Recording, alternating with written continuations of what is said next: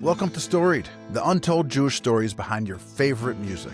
Season 1, The Beatles. This project started off as a live show created in partnership with the Berman Theater at the J Detroit, and has grown exponentially since then, including shows about other bands and other genres. Now we're doing this podcast where in each episode we're going to dive deep into the history and the legacy of most of our favorite band, and that is the Beatles, focusing on where Jews and the Jewish community contributed and collaborated to their stardom.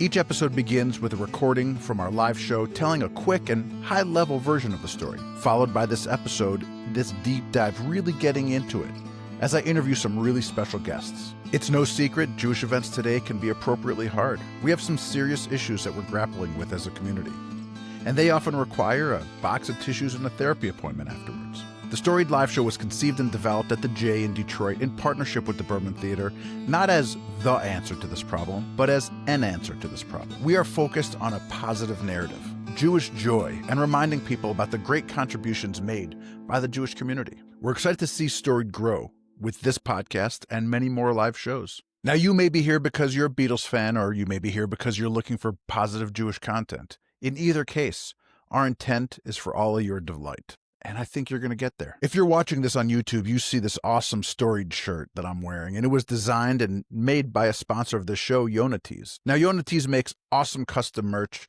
and some really great Jewish-themed merch, like the ones you're seeing popping up on the screen here. If you're listening on an audio feed, pop over to YouTube just to see what I'm showing you, because it's worth it, and I think you're going to like it. If you'd like to sponsor an episode, we would love to talk to you. Check out the links in the story notes, including our website, www.storied.show, for more information about who we are, what we do, the other bands and genres we've covered, or how we can bring this live show to your city. If you like what we've done here, please leave us a review and maybe some stars. If you have any questions, hit us up on our socials. We'd love to hear from you. All the links, again, are in the show notes. And with that, let's get this show on the long and winding road. Welcome to episode 3 of Storied, and I cannot tell you how much fun we had with the first 2 episodes and how much positive feedback we've had so far. And I'm really grateful that you're here and listening to this. One of the incredible things in the research and getting into the metrics of how we're doing was taking a look at where our listeners are coming from. And I was pretty shocked. I thought it was going to be the US, Israel, and Canada as 1, 2, and 3. That's not what I have found. The number 1 spot with 55% of our listeners coming from the United States. Not shocking at all. The number 2 spot was shocking, and it's 30% coming from Japan. Number 3 spot is 5% coming from the UK, followed by Germany with 4%. And then Canada is the number 5 spot with only 2% of our listeners. And then shockingly, Hong Kong and Israel are tied with 1% of our listeners. So I don't know what that means. It's just an interesting metric to look at. First of all, if you're listening to this in Japan, hey there, it's wonderful to meet you. And if you've got friends in Canada and in Israel, send this to them because they should be checking this out too. And I'm just surprised that they're so far down on that list. Forgive the math junkie in me who's enjoying the statistics. Today's conversation needs to be prefaced with 2 corrections or caveats that we should talk about. And these came from people who came to the live show that we did last week and people who listened to the podcast who gave us feedback. So the first correction is somebody reached out to me and said that I'm pronouncing Brian Epstein's name incorrectly. This is a Beatles historian who's actually writing a book about the Beatles and said because he was British, he pronounced it Brian Epstein. Now, I appreciate that feedback. That's important feedback. Brian would have called himself Brian Epstein. If you listen to episode 2, you heard Leslie Cavendish refer to him as Brian Epstein. I think this is a tomato conversation. Actually, I was in Toronto last week speaking at an event, and all the bathroom signs said washroom, which I felt comfortable with, having lived in Canada a number of years, but Americans don't refer to them as washrooms. They refer to them as bathrooms. And so I don't know that that's so much a correction as it is, hey, let's clarify what we're talking about here. The second one is a very important correction. And that is somebody came to the live show, and in this story, episode 3, we talk about George Martin, and the person said to me, hey, George Martin wasn't Jewish. And I said, you're absolutely right. Here's why they were included in the conversation. And I didn't say this on stage, and I should have. It was an oversight and just me trying to fit a bunch of information into a short period of time. But the good news is that we get to talk about it here. And that's the purpose of this podcast, is to dive deep and to look under the hood on some of these stories. So George Martin was not Jewish. When researching George Martin, Google and AI and the various search engines often confused George Martin from the Beatles with George R.R. Martin, who was later discovered to have Jewish ancestry. But there's a higher level of expectation. If I'm doing a show and producing a podcast about it, I should be able to differentiate between George Martin from the Beatles and George R.R. Martin, the author. And I am able to differentiate. That's not why he's in this series. The reason why he's here is because in episode 5, where we talk about the homophobic, anti-Semitic conversations and what that looked like and what the reality was of those conversations, I specifically mentioned that some of the things that John Lennon said made George Martin uncomfortable. And just for that, the fact that George recognized that those things were not things that should be said or things that made other people uncomfortable and made him uncomfortable, I felt that George Martin's contribution as an ally was something that should be included in this show.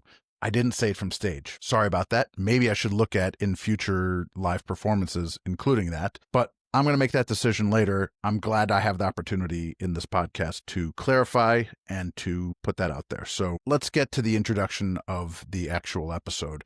Today, we're going to hear from Amanda Markowitz. Amanda is an absolutely incredible Jewish advocate.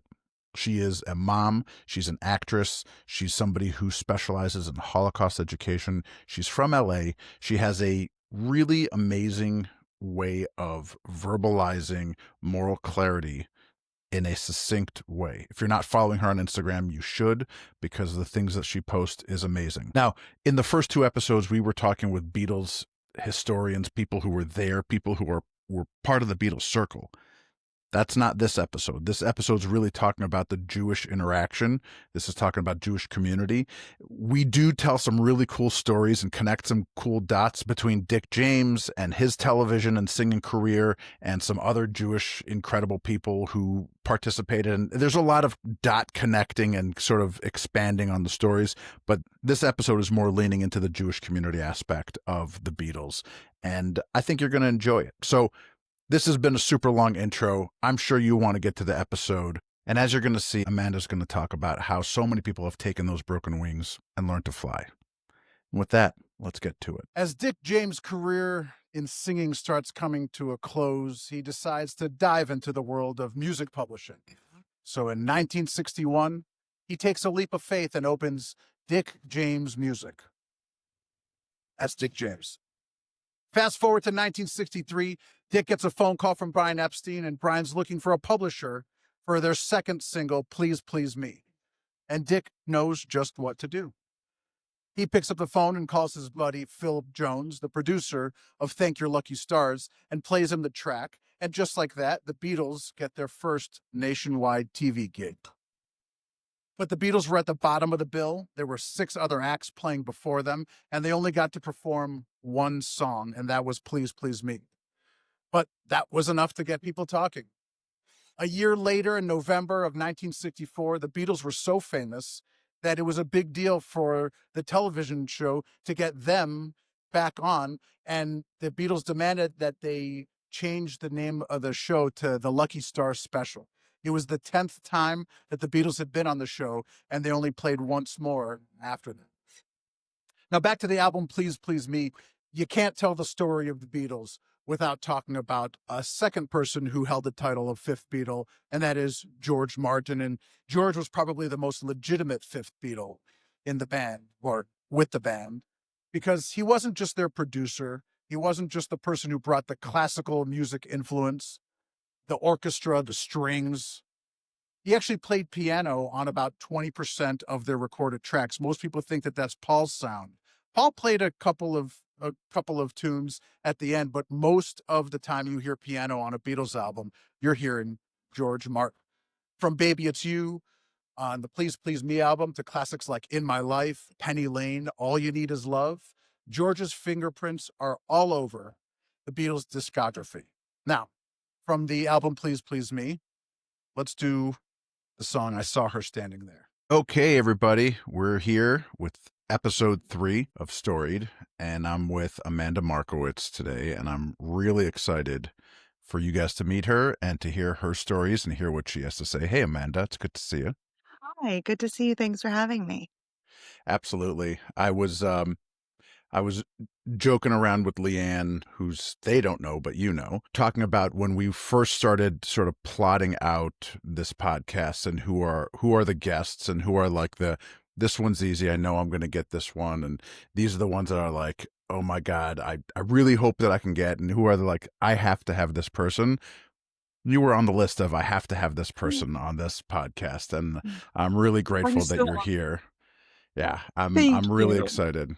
So I'm gonna talked about it a little bit in the intro, but you were somebody who after October 7th, and I'm only telling this to you now so that you're blushing and like embarrassed. I So know. I'm forgive me like, for what that. are we going to say? But after October 7th, when sort of my Instagram, my social media feed changed dramatically, and the things that I was paying attention to changed drastically, your feed came up, and your ability to say things clearly and succinctly and factually and not hysterically, but poignantly. And I'm using a lot of adjectives, so forgive me, but just the way that you said things was very attractive to the way that I wanted to say things. And so I took a lot from you. And then when I heard you on Shai's podcast, everybody should pause this, go listen to Here I Am with Shai Davidai. Look for Amanda's episode. You'll learn a lot about her. It's absolutely incredible. And I listened to that. And that's when I reached out to you and it was like, hi, you don't know me. I'm a fan. I think you're awesome. And that's how we became friends. And so I'm just grateful that you're here today.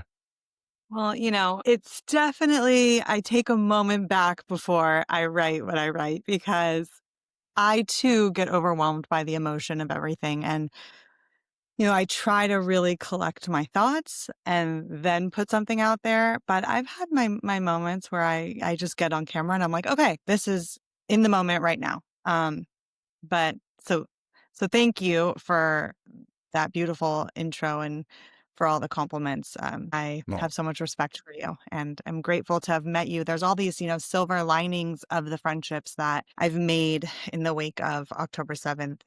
It's hard to find positives, but that is definitely a light for me, is all the relationships that I have made are really a light in this darkness for me. absolutely. Well said. Thank you. Thank you. So let's talk about the Beatles. This is episode 3. It's a unique episode because there's 3 unique stories inside of one. The first one is the story of Dick James. Okay. And that's an interesting one because he's sort of the dot connector here. There's the story of the television show, Thank Your Lucky Stars, and how that played out. And the third story is really about George Martin. So you, in your professional career, are in the Holocaust Museum world, and Dick James is a fascinating story from that perspective because Dick James is a World War II vet in the British Army. He fought the Nazis. Afterwards, he became a singer. Do you remember the old Robin Hood show? He was Honestly, no. I grew up in Israel. We had really old television in the 80s, right? So the old Robin Hood show, like the theme song where it's like Robin Hood riding through the glen, that was Dick James' voice, right? right. I'm more of a we're men in tight tights, Robin Hood. Yeah, by the way, one of the greatest lines, Robin Hood Men in Tights, one of the greatest lines from any movie is in that where he says, are you getting pissed off? And he says, it's better to be pissed off than to be pissed on. I was like, I'm like, why that's is that what came gospel. to me? It's like that when you said Robin, all I could think about was that song. Okay. Yeah, amazing. Oh my So God. Dick James was the original voice of the Robin Hood theme song. And then he realizes, I'm not a great singer. I don't have a career singing. I got to get into publishing. And he discovered Elton John. He signed him first, and he's made this connection to the television show Thank Your Lucky Stars. And I'm going to get to a question shortly, so forgive me. It's a big setup for a question. I'm a lover of learning, especially this particular era. So for me, I'm like, talk away. Like, I'm really enjoying this. I'm a huge Beatles fan, but I don't know the history of it. So don't ever apologize for taking your time.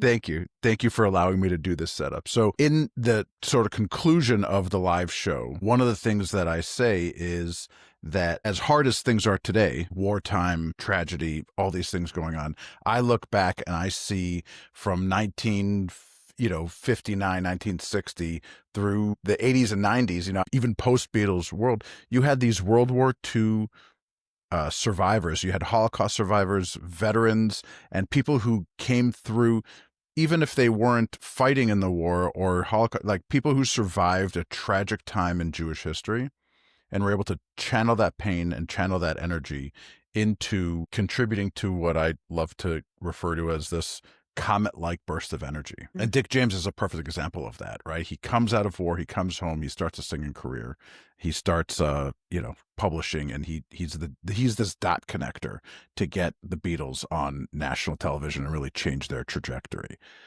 Can you talk about what that looks like in your experience and in your history and the knowledge of post-war Jewry, that channeling of energy? So I will first say for anyone who doesn't know, I am the granddaughter of 4 Holocaust survivors. 3 out of the 4 were at Auschwitz. One of them was fighting with the partisans in the forest. My husband actually is also he's the grandson of 4 Holocaust survivors. So our 3 daughters are the great grandchildren of 8 survivors. It's 6 out of the 8 were at Auschwitz. It's really remarkable. They're truly miracles, and it's something that has really defined my life in many ways. I don't really remember not knowing about the Holocaust. And people will ask, "When did you first learn about it?" I'm like, I don't really know a life where I didn't know about it. So for me, it was just something I always knew. It was a big part of my identity, but I didn't necessarily know the history of it.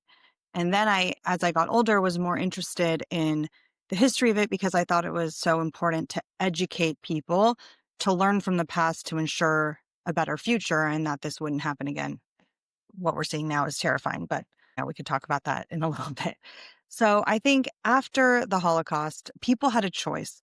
They could choose to move forward like in any deep trauma or to stay in that trauma of it. And I like to say that while generational trauma is very real for descendants, so is generational survival. And I think that's a very important part of the Jewish story. We are not only defined by our trauma, we're defined by our survival and resilience. So for many Jews, they chose to go on, move forward, and look to the future, and really became such an important part of society and contributed so much in every sector of business, of culture, of arts. We not only survived, we thrived. We not only survived, we thrived. We persevered. We are truly the definition of resilience. Whatever society we go into throughout history, we have uplifted that society and made it better. That is proven through history. So I just feel like I am astounded and amazed at the resilience of so many Holocaust survivors and how they moved forward after such deep, deep loss. And the stories I know are just gut-wrenching. My own personal stories and just stories I've heard from, all the work I do with speaking with survivors. And I think the greatest lesson I take is the survival component and the amount of wisdom they have to leave to next generations. I think we have so much to learn from. I actually was part of a Words of Wisdom project at the Holocaust Museum LA where I would interview survivors, but it wasn't their testimony. It was their wisdom that they wanted to leave behind, a message for the future, how they want to be remembered, showing more of the strength, not so much just the testimony, which is also an important part of it. But They know so much. The more you live and experience, I think this is true for anyone, the more information you have to contribute and share with the rest of the world. And they had one of the deepest lived experiences. And so I think they carry some of the deepest wisdom. Do you see in the work that you do you see this theme of contribution and collaboration and people just sort of diving in? I remember going to Yad Vashem in Jerusalem and seeing the art that was made from survivors and just thinking about the energy that was channeled into making that art. Specifically talking about like the taking that art and helping other people do the art, taking that art and helping other people do the thing that they're trying to do. Well, I think art is really used as a form of healing, but it was also used as a form of resistance during the war. I don't know how much you know What do you about mean? that. There was a concentration camp called Theresienstadt, and it was basically a transit camp where they would put people before they sent them to death camps. So they put some of the most prominent musicians and artists and architects there intentionally because they used that camp to show the Red Cross what a concentration camp was. It was a complete, Hmm. it was almost spa-like, they say. They had children playing, they had, different kinds of facilities making it look like everything was okay. So that the Red Cross, when they asked to visit a camp, they would send them to that camp to show that it wasn't so bad. Hmm. But it was, and so there, because all these really talented musicians and artists were there, they created a lot of art and songs and acts of resistance through those means. And it's Right. really an incredible story. And a lot of pieces were saved from that, whether they were smuggled out or and then passed down to generations. And so I think that is really incredible and Hmm. remarkable. And so not only was there art after, it was also during. Like we never lost our humanity and who we were, which is, I think, such an important piece of our story is no matter what we have faced, we will never lose that humanity. Like you can take everything you want from us, but we are still going to hold strong in our tradition, in our values, in our humanity. Right. And that's why during the Holocaust, I mean, people were still able to know which holidays were happening. They were able to find a way to celebrate Shabbat and Passover and different Right. holidays because it was still important to continue those traditions and teach them to children to, for generations to come. So I think that's all just speaks to our resistance and resilience. Yeah, I Y- mean, not that has to do with anything, but like when my grandma was liberated from Auschwitz, they asked her what she wanted to eat, and she actually asked for matzah because she somehow knew it was Passover. hmm. And I think there's something so powerful in that story because it just shows that they couldn't take her faith and Judaism and traditions away from her. Hmm. And so I think that goes across all spectrums. Like if you were an artist, if you were a musician and you were taken to these places, like you still held on to that. And I think that's really important. And so they were able to contribute amazing work during the Holocaust and after, of course, but even during. Right. Yeah. Incredible. I mean, there were Incredible. bands. There were bands in different concentration camps. There were bands. And the Nazis would force people to play in these bands and perform for them. Right. But sometimes you would create songs that were specifically for resistance. Resistance. Yeah. And the Nazis Amazing. didn't know that's what they were doing. Yeah. Hmm. It's wild. It's It's pretty wild. amazing. One of the things that people who may have discovered you after October 7th may not know about you is that you also have a acting career. Um, I and do? I forgot now that, you this has forgot about that. consumed my S- life, um, So I don't candidly, have so. the ability to ask like John Lennon or Paul McCartney, what is it like to get your first television gig? But here in this story, we're talking about how Dick James got the Beatles on television. And when as people heard in the story, the first time they got on, they were given one song to play and they were at the end of the show. And in a year and a half, they were on the show 10 times. And by the end, they said, we'll change the name of the show and make it a special just for us. But can you talk about like that first time getting on television and you're like, oh my God, I made it. The camera's on and people are going to see this. It's honestly hard to even put into words. You work so, so, so hard in the audition after audition after audition. And it's almost as if your job is to audition and then Mm-hmm. booking is the cherry on the cake because it's like, or the icing on the cake. What is it? The cherry on the, whatever. Something. It's the icing on the cherry. Icing on the cake. Um, because it's so hard to book. So when you do, especially that first time, and I was much younger, I grew up acting.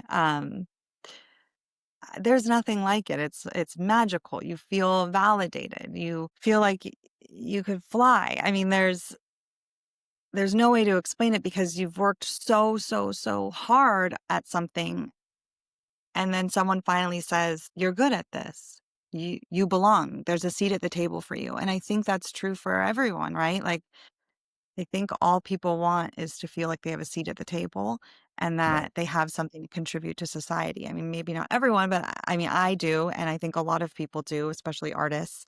I think you spend a lot of time feeling, really doubtful and have a lot of, questions about whether or not you belong. And so to feel like when you book or when someone gives you a seat at the table, it's such a validating and beautiful feeling.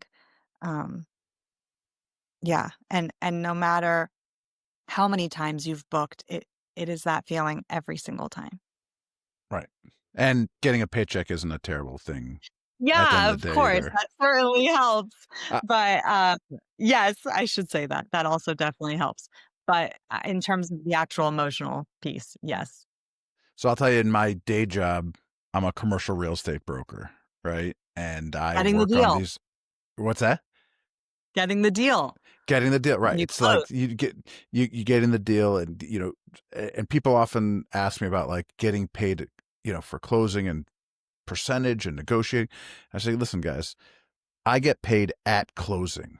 I don't get paid Yeah. for closing. Closing is an hour long event, at a title company's office. But what I'm getting paid for is the 1,000 things that had to happen before that closing date, And no you one know, sees that. No and one sees and the thankless. The thankless yep, stuff. it's all it's the returning the phone call at 8:30 at night, on a detailed question, those are the things that I'm getting paid for. The when is the closing. And I was thinking about that as you said, you go to auditions, you go to auditions, you go to auditions, and then finally somebody says, okay, here's the gig. And, you were building up to that. Yeah. It's a lot of work that people don't see. Same, it's in Yeah. every industry. It's every job. What's the, Always the people. expression? The overnight success is 15 years in the making, Yeah, right? there is no overnight success. Right. Right. So I mean, Um, for the Beatles, that I can't even imagine. I mean, that first experience. yeah. By the way, I was just looking at my notes and I realized there's one more song that you probably do know that Dick James did, and that's the Davy Crockett song. Do you remember that one? Okay, that I know. King of the Wild Frontier. Exactly. That was Dick James. So Okay. that's I got all right. one. You got one. You got one. Um, you texted me a picture of a really beautiful Beatles framed group Yeah, of stuff. one There was up. album covers. It looked like there was You a think you can receipt, see it? and you said your dad got it. Can you? I'm gonna, if you don't mind, pop it up on the screen so that people who are Oh, watching this great. on YouTube can see it. But can you tell me about the stuff that's on there and like what that means to you? Well, it's four of their records. I'll zoom in and I'll look at it with you. All You Need Is Love, Hey Jude, and Let It Be, Yellow Submarine. But then it also has some different little articles from them, like a hotel receipt and a check from the bank. And it's just these different little pieces of their life. It's not just autographs. It's, a picture into who they were and the different things that they did. And then obviously this big uh, picture of the famous Sergeant Pepper's Lonely Hearts Club Band. I love that Yep. photo. Iconic. And also the photo of Paul at the piano. I love the Beatles. I grew up with the Beatles. My parents were big Beatles fans. Growing up, I don't remember listening to like children's music. And I should do the same as a parent now. I always think about this. I grew up on, the Beatles, Tom Petty, Bob Dylan, all the classics. And like those are the songs that are the soundtrack, I feel like, of my life. Sure. Way more than a lot of other things. And here I am playing this children's music for my kids now, thinking I should really be. Right. Right. So my parents really were music lovers of that era and shared that with me a lot. I love music. I grew up playing piano and I played a lot of Beatles songs. I remember we had this very thick Beatles piano book that we would play. My sisters also played piano and we were always listening to that music. And it was just, it's very reminiscent of my childhood. I was in choir and I remember we sang Beatles songs. I mean, I really genuinely love the Beatles. Yeah. I will say I play Obla Deep with my kids now, and they like the Ringo songs, like those are more geared towards children, I guess. So a couple things about what you just talked about that are like themes in Storied. So, Obla D is a very important story in Storied. Episode 2, which is airing right before this one. Oh, and I happen to bring that up. And you happen to bring that up. So I'm going to give you the 10-second version, and then you got to listen to episode 2. There was a Jewish barber who worked for Vidal Sassoon. His name was Leslie Cavendish, and he was the Beatles' hairdresser, and he really made those hairstyles for them. And he helped Paul. He didn't write the song, but he helped Paul formulate the Paul's song. the one that wrote Obla Deep, right? Paul wrote Obla Di Obla Da, and he helped Paul write it. And we interviewed Leslie. So episode 2 is an interview with Leslie Cavendish, and that's spectacular. The other thing that I thought that you might find amazing is one of the episodes that is specifically dedicated to the cover of Sgt. Pepper's album. The album cover of Sgt. Pepper's Lonely Hearts Club Band. And the reason for that is because there are 11 Jews on the cover of the album. But in addition to the 11 Jews, there are 2 people who we called honorary Jews and said these people earned their spot on the album cover. It's episode 9 is the Sgt. Pepper's episode. But I want to tell you about these 2. The 2 honorary Jews are Aldous Huxley. And if you were doing what I was doing in college, you know that Aldous Huxley was the guy who made and popularized LSD, but he was also a playwright. And he used his money as a playwright, the money that he was earning as a playwright, he used that to buy visas for Jews trying to escape Nazi Germany. Wow. And he was like, he got connected into the community, and like he was a huge advocate. The second one was Marlene Dietrich, who created a fund. She didn't just put her own money in, she created a fund and fundraised with Billy Wilder to help Jews escape Nazi Germany. And she was an actress. She was a German actress in Germany, and she helped. Do you know the story of her? I know a little bit about her, yeah. Yeah, so she helped Jews escape Nazi Germany, and she was the first German who was invited to come to Israel, and she was the first German and the first woman to be presented I think it was the Medal of Honor, or the Peace Medal. I got to look it up. The Israeli Medallion of Valor from the government of Israel in 1960, and so these 2 these two were talked about. And so in this, when you look at that album cover, now you're gonna have to Now I'm listen to looking, I'm episode zooming 9 in. to exactly. And then the last sort of fun story in this section is George Martin. And you talked about some of the piano playing, and people think of George as the producer. And he was, right? George Martin's the composer, and he's the one who brought the orchestra sound. He's the one who brought the strings. The reason why we have these grandiose recordings and not just 4 guys in a studio is because of George Martin. But he was also the piano player, and he brought that sound. And so when you look at the credits in Beatles songs, about 20% of Beatles songs and there's only about 25% of Beatles songs that have piano, but 20% of Beatles songs have George Martin credited, not Paul McCartney. Famously, Hey Jude was played by Paul McCartney. That's an outlier. And so when you look at songs like Cry Baby, Rocky Raccoon, pretty much the whole Abbey Road, In My Life, A Day in the Life, Hard Day's Night, The Word, In What's My that? Life was In My Life was one of my favorite songs to play on the piano. Yeah, that's a George Martin song. So it's not a Paul McCartney song. Piano break, the high. That's that one. So that's good. George Martin. Ah, it's him playing. That's Fifth Beatle, right? So he's the third, or he's the second person to get the moniker Fifth Beatle. So who's the other person? So Brian Epstein, who was the manager, the famous manager of the Beatles, and then there was a radio personality, and I think that one is episode 5, but a radio personality by the name of Murray the K.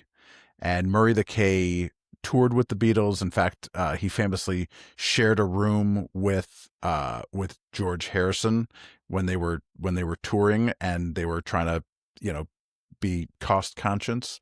So he had a nightly radio show, and so he would record the show in the room with George Harrison, and then run the tapes to a studio and upload them, because he wasn't able to go to his studio because he was on tour with the band.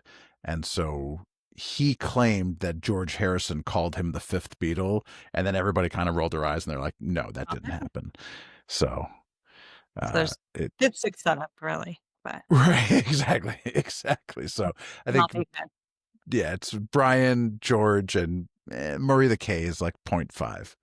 So it's great. So George Martin got that too. So George Martin has a legitimate 5th Beatles claim. Brian Epstein has a legitimate 5th Beatles claim. Murray the K, it's not that simple. There's something I would like to know more about is, so Dick James, at the time in that era, post-war, being a Jew during that era, a lot of Jews were excluded from various businesses and areas. And so they actually went towards arts and entertainment. And, it's funny now, everyone's like, Jews control the media. It's like, well, no, we don't. First of all, if we did, we'd be doing much better. But we also had nowhere else to go. So you see a lot of these early studios, and big movies, they were done by Jewish people because we were not allowed into other sectors. So I'm curious if that was any sort of similar story for Dick, because he is the son of Jewish Polish immigrants, and was he going to that particular business because that just kind of made sense as a Jew during that era? Well, the answer is very much so. In fact, so it's so funny that we like backed into this. So Dick James, I mentioned, was involved in the Robin Hood, this singing of the Robin Hood theme song. So The Adventures of Robin Hood was produced by a woman named Hannah Weinstein. Okay. And Hannah Weinstein was a left-wing, liberal Jewish woman who was way ahead of her time. I mean, Ruth Bader Ginsburg was probably inspired by Hannah Weinstein. I mean, this woman was amazing. And she sort of collected Jewish blacklisted artists. And I'm not talking about visual, I'm talking about the writers and the comics and the set designers and the publishers and all these sort of blacklisted professionals, and said, let's put some together. And that's how we got the Adventures of Robin Hood. And that sort of was a re-entry. I want to clarify. This is my understanding of how I read the history. And so somebody can come up and say, Benji, that's not exactly how it happened. And they could be right. Yeah, but my understanding, the way that I unpacked the story that I read and the articles that I read was that she sort of got back on the map because she got this collection of misfits, for lack of a better term, and put out Robin Hood, and it was a wild success. And now all of these people were back in fashion and back favorable and back able to get work. I love that. For Dick James, that was sort of like the end of his music career. Like that was his crescendo, that and Davy Crockett. And then it was like, okay, I'm not doing anything else. And that's how we got into publishing. But Hannah Weinstein is a fascinating story when it comes to this. I'm going to tell you a crazy story. Okay. I have a close friend who homeschools her children.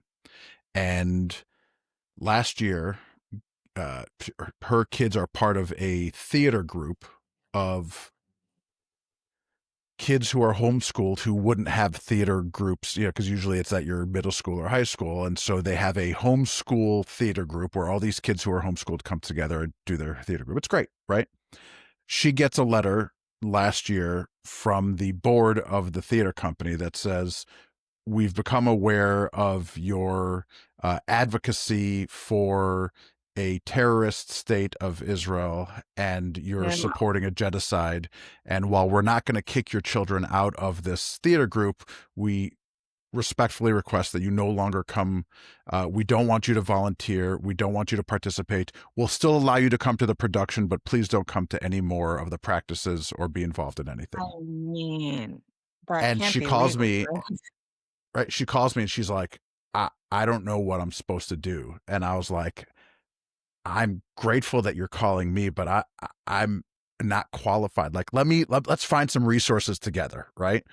And so we circled the wagons. A bunch of people were like, put out a video, put out a thing. And I said, let's pause for a second and make sure that we're accurate, because if we do this wrong, pardon my French, we shit the bed. It's not good. Yep. Let's just give it 48 hours and let's get all the information accurately. Within that 48 hours, the president of the board called her and said, that letter was not authorized by the board. If that letter stands, I'm resigning, but my goal is that this goes away. And within a few hours of that, the rest of the board called and said, that letter went out without our authorization. That had nothing to do with us. So there was one person on the board who was pro the other side, right? And basically said, as a board member, I'm sending this letter. And that person was then asked to leave the board. Okay. Great. So they weren't asked to leave, would have left as a mother anyway, but. Correct. So they were asked to leave the board. My friend kept moving forward. And actually, I turned around and I said, this is actually the best case scenario. Like, the board did the right thing. They supported you. I said, I'm not posting about this. There's no reason to give this any oxygen. Let's just move on. Right. And it was great. During that really stressful 48 hours, and by the way, I'm so glad that I paused and didn't blow this up, because it was so much better. Yeah. Just take a beat for a second. During that 48 hours, she said to me, Benji, do I have to start a Jewish theater group for homeschooled kids in order to get my kids the experience that I'm looking for. And it was in that moment that I like connected the dots and put this together. And it was like, right, I know this story. I've heard this story. I've seen this movie. The reason why Hollywood was so Jewish was because they couldn't get they weren't getting employed in other places, right? The reason why they started Jewish law firms was because law firms weren't willing to employ Jews, and so three Jewish guys got together and said, we'll start a Jewish law firm. And the same with the accounting firm and the architecture firm. And the reason why so many Jews went into entertainment law was because right. And then all these Jewish lawyers were like, well, my friend who's an actor can't get somebody to write him a document, so I'll become an entertainment lawyer, right? And so that became a Jewish practice. And the reason why there's so many agents is because they're like, oh, the non-Jewish agent won't represent the Jewish actor. I'll represent him, right? And so these industries got created. Because we were barred from so many different professions. And like the arts business, the music industry, the entertainment business, those are places where you have to hustle. And so we knew how to hustle, and that was a place where we could do we it. Could hustle and we weren't and you're not really easy. fireable. You're not really fireable. You know, you're just go get a job somewhere else, go work somewhere else. It's, you know, one of the things that I say as a commercial real estate broker, like, if the firm that I work for says, hey, we don't like your advocacy, you're fired, go do real estate deals somewhere else. Like that's doable. You know, I'm feeling that a lot now. Is I felt really lost in my community post October 7th. And I was not supported in a way I thought I would be supported. And that was really hard for me. But it was a reminder of paying attention to who you surround yourself with. And fortunately, my rep was and has been absolutely incredible as an ally. And, you know, we had actually just signed with her, and then all this happened and my whole platform changed. And I remember telling her, I'm sorry. Like, I hope you're okay. Like, you just signed this client. You didn't expect this to all happen. And now all of a sudden, like, I'm very clearly taking a stance, and there might be people who don't agree with me, and that could hinder my business. And she said, I'm with you. I support you. Do what you're doing. Please don't stop. And then it was this level of respect and appreciation of feeling like, wow, when I'm with my people and when I'm with my allies, it is such an incredible feeling. And, you know, God bless our allies truly. I think that they, you know, really need to be recognized. And so I'm so grateful for her. And it's like, yes, in this entertainment industry, I could have been like, you know what? You're not aligned with me. I'm going to go elsewhere. Like, there are other options in this particular business. You're absolutely right. So it makes sense that this is a business that we leaned into for so many reasons. Yep. All right. I'm going to make a sharp left turn here. Do it. Okay. Let's go. So part of the thesis of this whole program is, and by the way, this is normally how I end the episodes, but we can do this for 20 minutes, half an hour. Like, we can really lean into this. So the part of the thesis for why I started Storied is because Jewish events today are appropriately hard, right? We've got some tough issues that we're grappling with. We're talking about all sorts of difficult things. And, I say sometimes you go to Jewish events, you need a box of tissues and a therapy appointment afterwards, right? Like, it's hard. And my dad, and you may not appreciate this from your career, but my dad was a pulpit rabbi, and he used to say that the two biggest concerns for Jewish continuity are, number one, Holocaust education being the primary identifier for Jewish identity, and number two, the Yiddish expression "Schwelz ist eine Yid," right? Because if the only thing that our kids learn is it's hard to be Jewish and they're coming for us, why would they do this? And I feel like October 7th combined those two problems and amplified those two problems. And so, really, the focus of this, and this episode, we've been talking a lot about some of the hard stuff and some of the resistance and perseverance, but really, the idea here is to be talking about the collaboration, the contribution, the Jewish joy, the good stuff, right? The stuff that makes us grateful and appreciative and proud and just sort of sit in the I bask think is probably the best word that I'm looking no, for. I think we take our pain and we turn it into joy somehow. We have been through so much, but and yet there are so many amazing Jewish comedians. I mean, we thrived in comedy, and it's because we know the other side of the coin. And so I think Jewish joy is such an important part of our story. I think we're always striving to find light in the darkness. Otherwise, how could we put one foot in front of the other every single day? How Right. could I wake up, be a parent, and put a smile on my face ever if I was like, this is the reality, this is what I came from, like, what is going on? It's So heavy, tell it's me, very stuff. what are some of the great collaborations and contributions that you see today? What are some of your favorite, like, oh, I'm so glad that that's going on right now from the Jewish community? I think that we're doing a lot in Holocaust education. Yes. Sometimes I'm like, why am I always talking about the Holocaust? I'm like, I have a joke that my love language is the Holocaust. I can't. Uh, like anyone who talks to me You, about it, I'm like, yeah, talk about it. you Um, would very much enjoy Shabbat dinner with my siblings and me. We would. I think it's really important. And so for me, you know, Holocaust education and education about Jewish life in general and contributions we've made, I think are so important. It's not just Holocaust education, but also who Jews are, because I think a lot of people haven't even met Jews. And if only they had a better understanding of like, Jews were just like us, like it's like, what's a Storied magazine? It's just, I think it's important to know how much we've contributed to society and to celebrate that.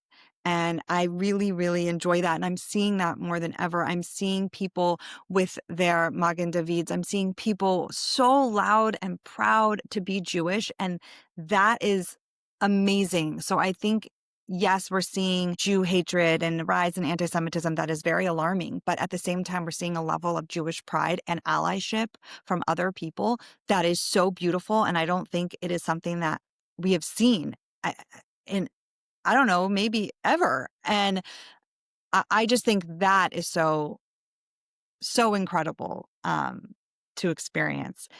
So for me, it's that it's really educating people on who we are. It's bringing Jewish joy to the world. I mean, that's something I love to do as, someone who's public facing and as a mother as well. And like really playing Jewish music and Israeli songs with the windows down. My kids are always like, put all the windows down and play, all these different Israeli songs, and people are looking at us, and I have like a loud Israeli music playing. And I remember my dad did that always when we were kids, and now I'm doing it with my kids too. And just the level of pride I think that we're now instilling in our children is so incredible to see, and just like going in the world and being like unapologetically Jewish, because it is joyful. And we do have this beautiful culture that connects us all. Like no matter where we are in the world, we meet an Israeli, we meet another Jewish person, and it's like your family very, very quickly. Or honestly, anyone who is with us. So I think that that's something that's really, I've seen more than I've ever seen in my lifetime. And that's been very encouraging for me and the future of my children. Um, I see people now doing more projects in media and striving to do more projects that do show Jewish life. There have been so many stories of the Holocaust done in film, and they're so important. They are, and we should continue to do them. But I also think it's very important to tell Jewish stories or to have Jewish characters just because, like just interweaving them into stories, not because it's a movie about the Holocaust, but because we're a part of society. Right. So I'm seeing that more. There are certain shows that someone's just wearing a Star of David, or it's not necessarily this huge topic of conversation, but it's just normalizing it. And I'm seeing that being done. Um, I'm seeing you know, in media, particularly in film and television, in music, I'm seeing collaboration behind the scenes and in front of the scenes of people being like, how do we support each other and uplift each other and tell the stories that need to be told? Yep. And that's cool to watch. And so I think there's so much more coming, and I'm excited about it. I love that. My follow-up question was going to be, what is Jewish joy? And you describing playing Israeli music loudly in the car was I think the perfect answer to the question that I hadn't asked yet. So It's so funny. Like, I have always been very proud. Like, I would go to the holiday party in my like Hanukkah sweater and be very much the token Jew at something. And it kind of like bothered me in some ways that like it almost was like comical to people that I was like in my Jewish, Hanukkah sweater. But it's like, why? Like, why is it funny to you? right, Like, this is me. Like, you have your Christmas tree. Like, I have my menorah. Like, that's okay. And right. so I really want to like wear this stuff with pride so that my kids can see that and not feel embarrassed and celebrate it. So Right. to me, Jewish joy is, really making sure we have that culture in our home. We light Shabbat candles every single Friday because throughout history, something that we've always done and something we always will do is light Shabbat candles, and that will connect us throughout all of our history forever. Did you do that You can. pre-act? Did you do that pre-October 7th? Oh, yeah. My Okay. family, a big staple in my family is Shabbat dinner, always. So it wasn't because we were religious, it was because it was about family. For me, Right. Shabbat equals family. It is an anchor in my week that I know I will be with my family. And often, we own a Jewish deli here in Los Angeles called Factor's Famous Deli. And often we go to the deli or we go to my parents' house, and we always have a big family Shabbat dinner. And sometimes people can't do it, but then it's just like, me and one of my sisters. It's just, we always have that time with family, and my kids look forward to it now. They always say, where are we going for Shabbat? They know that's coming, and it's really important. It grounds us. We take a moment to remember, reflect, light candles. And it's not from a religious perspective necessarily. It's from a cultural, traditional perspective of, we remember where we came from. We talk about our ancestors. We talk about, their great grandparents who are no longer with us. And we laugh, we kibitz, we talk, it's the time for that. And yeah, I've always done that my whole life. I always will do it. But it's like, that's what it means to be Jewish to me. Jewish means family to me personally. Like, that is so connected for me. To be Jewish is to prioritize family. And always, something that was always really important too is inviting people to the table if they didn't have a place to go on every Jewish holiday, on Shabbat. If you meet someone and they don't, and my grandma used to say her family did this before the Holocaust. My great grandpa was a very religious man, and every Friday he would invite people over for Shabbat if they didn't have a place to go. And that's something we continue to do. We meet someone, we're like, oh, come to Shabbat. So, I'm currently hosting someone in my home who is from Israel, about to go to the army. She's here for a year. And it's like, oh, we do Shabbat every Friday. You're coming to Shabbat. Bring your friends. So that's always important to me. Sorry, I'm like rambling on, but it's so important. It's like, that is joy to me. Shabbat is joy. Family is joy. The Hora is joy. Every single thing we can possibly celebrate, we celebrate. My daughter shattered a plate the other day. My 4-year-old was carrying a plate and dropped it and shattered it. And she got so nervous, and I was just like, Mazel tov. And we like had this whole celebration about her breaking a plate. And that my kids were like, why are you so happy she broke a plate? And I was like, we're Jewish. We celebrate anything we can celebrate. And it's like, that is so joyful to me. Like, it's so true, right? Like, we take whatever we can, we celebrate. So I love it. that to me is just bringing that happiness, that joy, that, continuing tradition. Yes. But also just finding the light in everything. Everything's so heavy. Just find the play in it, find the light in it, find the joy in it. I love it. I love it. Have you ever heard of a band called Poogie or Kaveret? They I have they not. had. You have not. Okay, I'm gonna blow your mind. And Okay, when let's we do get it. And when also, we get off, I love music. Like we always have music playing in our house, always. So I'm always here for all right. recommendations. Imagine the Allman Brothers meets Steely Dan meets the Beatles in Hebrew. Okay. Okay. Okay. So this was a band in the 70s called Kaveret, and they had this skit called Sipure Poogie, the stories of Poogie, and Poogie was this like imaginary character. And so some people call the band Poogie, some people call the band Kaveret, but the band's name was Kaveret. And they were comedians who were musicians. They were very funny storytellers and wrote funny songs, but very intricate with some great jams, some great pieces. You may know the Israeli musician Giddy Gove. He was part of Kaveret. Danny Sanderson was part of Kaveret. A lot of, just Israeli music royalty was Kaveret. And I grew up listening to these albums. This was normal Okay. music in my house. We listened to Neil I'll Young, put we listened to Bob my Dylan, we listened to, Fleetwood Mac, and we listened to Kaveret. And Okay, I'm just so just a couple of days ago, I was talking to somebody and we were talking about like the origins of our love of jam bands, right? And like these long, intricate jams. And I was like, you got to check out these two. And I sent her these songs and she was like, that was awesome. I don't know what they said, but the music was spectacular. And I was like, yep, that's Kaveret. I love So jam bands. I'm gonna have to introduce you to Kaveret.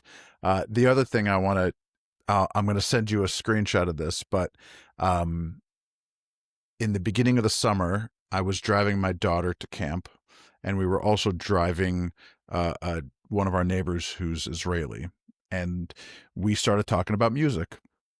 And I said, do you know who this woman is? And they're like, no, we've never heard of her. So I played a couple songs. I said, do you know who this person is? And so it became a list of awesome female musicians. And I would introduce them to somebody and then play them a couple songs. And then they'd be like, do you know who this, Sabrina Carpenter? I'm like, yeah, I don't know who that is. And they'd play me a couple songs. So I said to my daughter was holding the phone and she was holding her phone. I said, do me a favor, keep a running list and then text me the list. Well, she sent me the list and it was in Hebrew, which I don't have a problem reading, but the names were written like, it's like a transliteration of the names. And so Yes. as I'm reading through, I'm like, oh my God, that's how you would write out Taylor Swift in Hebrew. That's how you would write out Cher in Hebrew. Like it was spectacular. So I'm going to send you this list. It's a really, Okay, good. really Because fun list. honestly, So, my favorite band, one of my favorite bands I can't listen to anymore. So I need someone new. I need a jam now, band. did I hear you say you love jam bands? Yeah. Well, we got to have that conversation for a moment. What's Well, your no, like flavor? I can't listen to the jam breaks anymore of someone I loved. My I don't even Thou Shall Not Be Named. Were Oh, you a Dave fan? I was going to say you rhymes with Schmave Smash News. Yeah. Yeah, yeah. You know what? I love Dave Matthews in the '90s. I went through a sort of love-hate relationship with him. As a Fish fan and a Dead fan, we sort of, Yeah. poo-poo the Dave Matthews fan base. During COVID, when I was really playing a lot of music, I sort of fell in love with his music again and learned how to play 40 or 50 songs. I've been severely disappointed in his reactions and his what he's been saying. I don't want to say I'm friends with Jeff Coffin. I'm friends with Jeff Coffin on Facebook, and I've met him a couple of times. I've interviewed him for publications, and so I've seen like some of the things that they're saying, not publicly, but on a public Facebook page. And I think the answer is, like many, and we could talk about this with Chris Martin too, right? They No, have that been whole thing. sold. They've been sold a bill of goods that they're assuming is true, and they've accepted a a narrative of vilification. And so in the expression of that, like if Israel was actually committing a genocide, then he would be right to be saying these things, but Huh. the premise is false. And so Well, here with can I say though, here's how I please. feel is I understand why people feel the way they feel with the information they've been given. Mhm. I'm going to say that. Like, if you've been fed certain information, I understand why they feel this way. Like, on a human level, I actually do. But it's misinformation most of the time is the problem. Right. And that's fed the narrative. And so I understand it. I wish we could just like keep it out of music, but I get it. It's fine. But like, if you're talking about that, I wish you'd also talk about October 7th, especially because it happened at a concert.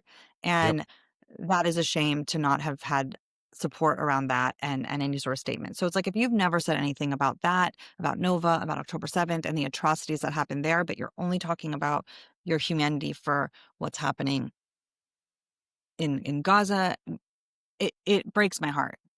But I unfortunately understand why they're feeling that way. I just wish they could feel that way and also feel that way towards and stop drinking everything the that's Kool-Aid. And Yeah. stop drinking the Kool-Aid. Yeah. I think it's really sad how this has become such a thing in culture, in pop culture now today too. Like it's just become the trend. And I want to go to a concert and be able to listen to the music and not feel like isolated by that. And I remember my last Dave concert in Vegas and immediately the green and red like lights went off and my sister, who's a huge Dave fan, has been in his like warehouse, like has been a warehouse member for decades. It was like, that's why. And it was when it started subtly. We were like, that's what's happening here. And then it got more overt and we were like, okay, we're done. We're out. Well, I'll tell you, a big part of Storied is changing the narrative. It's reminding people that I remember after October 7th, somebody said to me, "Don't worry, Benji, you're one of the good ones." And I said, "Oh, no, I'm not. I am not what, by the standards that you're using right now, I need you to clearly understand I am not one of the good ones. I'm a Zionist. I'm an Israeli. I'm Jewish. I'm an atheist. And those things are not mutually exclusive, right? I am not one of the good ones." Right? You got to grapple with a lot. Yeah. So when people say you're one of the good ones, I need them to, I'm putting this out to say, this is what Zionism, this is what Jews look like. This is what Israelis look like. This is what Zionism looks like. This is what Jews look like. Jews brought you Davy Crockett and brought you the piano parts on Crybaby and In My Life, So much.